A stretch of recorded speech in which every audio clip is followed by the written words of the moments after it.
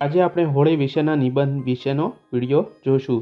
જો તમે ચેનલ પર નવા હો તો પ્લીઝ ચેનલને સબસ્ક્રાઇબ કરી બેલ આઇકન ઓન કરી દેજો, જેથી તમને આવા વિડીયો મળતા રહે અને આ વિડીયો પૂરો જોજો જેથી તમને માહિતી પૂરી મળી રહે। તો ચાલો વિડીયો શરૂ કરીએ। હોળી અને ધૂળેટી બંને અલગ અલગ તહેવારો છે। બંને તહેવારો એકબીજા સાથે સંકળાયેલા પણ છે।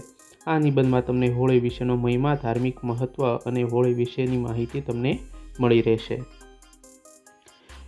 હોળી એ મારો પ્રિય તહેવાર છે। હોળીને રંગોનો તહેવાર પણ કહેવામાં આવે છે। હોળી એ ફાગણ સુદ પૂનમના દિવસે ઉજવવામાં આવે છે। હોળી દર વર્ષે માર્ચ મહિનામાં જ આવતી હોય છે। હોળીના દિવસો દરમિયાન ઉનાળાની શરૂઆત થઈ ગઈ હોય છે। હોળીને અમુક વિસ્તારોમાં હુતાંશણી પણ કહેવામાં આવે છે। ગામડાઓમાં હોળીની ઉજવણી ખૂબ જ ખાસ રીતે કરવામાં આવે છે। હોળીના દિવસે ગામમાંથી ફળો ઉઘરાવી, શાળાઓમાં ઉઘરાવી, લાકડાઓ કરાવી ભેગા કરી રાતના સમયે હોળી પ્રગટાવવામાં આવે છે।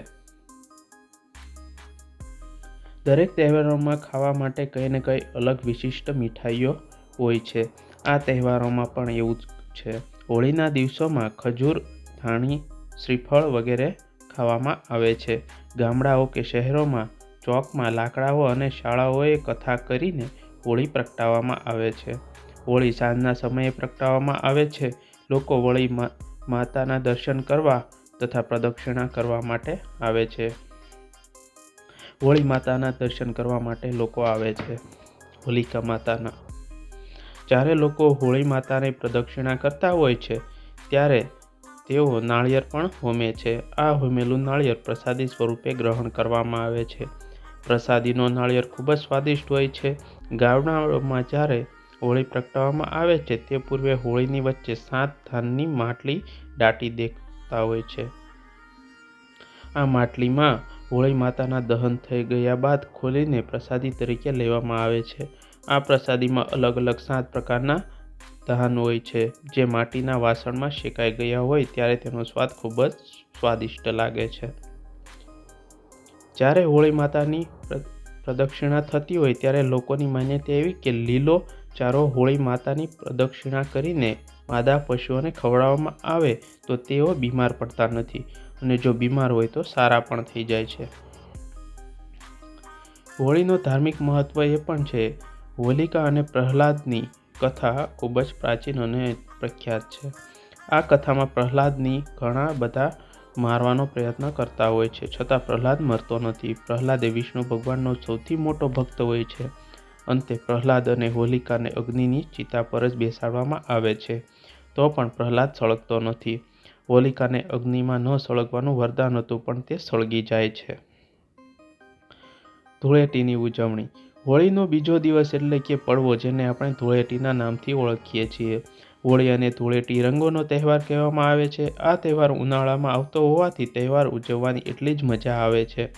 ધૂળેટીમાં લોકો રંગોથી એકબીજાને રંગતા હોય છે। બુરા ન માનો હોલી હે ના નારાથી નાની નાની ગલીઓ અને ગામડાઓ ગુંજી ઉઠતા હોય છે। ધૂળેટીની ઉજવણીમાં લોકો રંગોથી એકબીજાને રંગતા હોય છે, સાથે સાથે પાણી એકબીજાને ભીંજવતા હોય છે। ધૂળેટીમાં અબીલ, ગુલાલ, કંકુ જેવા રંગોથી મનાવવાની ખૂબ જ મજા આવે છે। ફાગણ મહિનામાં કેસુડાના વૃક્ષ પર કેસુડા આવી ગયા હોય છે। આ કેસુડાના પાણીથી હોળી રમવાની શરીરને ફાયદો પણ થાય છે। ધૂળેટી અલગ અલગ રાજ્યોમાં અલગ અલગ રીતે ઉજવવામાં આવે છે। ધૂળેટીના દિવસે શાળાઓમાં રજાઓ હોય છે। વિદ્યાર્થીઓ ધૂળેટીની રજાઓમાં ખૂબ જ આનંદ સાથે હોળી રમતા હોય છે। રંગબેરંગી રમવાના આનંદ સાથે ધૂળેટી ઘણો બધો બોધ પણ આપણને આપતી જતી હોય છે। જેવી રીતે રંગ અલગ અલગ હોય છે, તેવી જ રીતે જીવનમાં સુખ દુઃખ જેવા રંગો આવતા જતા પણ હોય છે।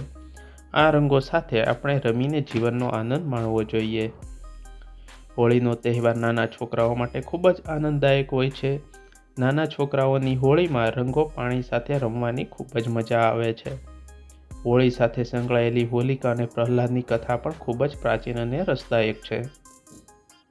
તો મિત્રો, તમને આ નિબંધમાં જે કંઈ માહિતી મળી તે કેવી લાગી તે કોમેન્ટમાં જરૂરથી શેર કરજો અને જો તમે ચેનલ પર ન હો તો પ્લીઝ ચેનલને સબસ્ક્રાઈબ કરી બેલ આઇકન ઓન કરી દેજો અને આ વિડીયો તમારા મિત્રોને પણ શેર કરજો।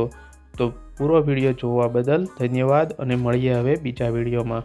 ત્યાં સુધી ધન્યવાદ. જય હિન્દ, જય ભારત.